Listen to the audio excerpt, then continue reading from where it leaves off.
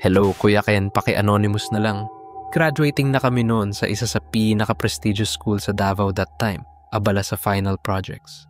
Gabi na nang matapos ang rendering ng group project sa Comlab sa 5th floor ng building malapit sa C Hall, yung building na may registrar at OSA. Mga 10 ng gabi na kami nakalabas. Tahimik na ang paligid, patay na ang mga ilaw, madilim na ang buong palapag, maliban sa kaunting liwanag mula sa street lamps at sinag ng buwan. Dumaan kami sa hagdanan na malapit sa C building. Sa gilid, sa may railings ng C building, may 3 anino akong nakita.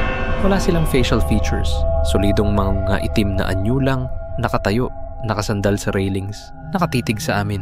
Akala ko mga guard, pero sa dilim sila nagtatambay. Medyo kabado na ako. Tinuro ko sa mga kasama ko sabay sabi, "Bakit andito pa kayo?"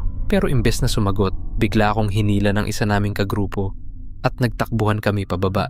Buti na lang pagdating namin sa 2nd floor, may ilaw na. Nandun ang mga guwardya at inihatid kami paalis. Hanggang ngayon, di ko pa rin alam kung tao ba yung nakita namin o hindi. Ilang linggo matapos nun, kinausap ako ng isang kaibigan kong nursing student.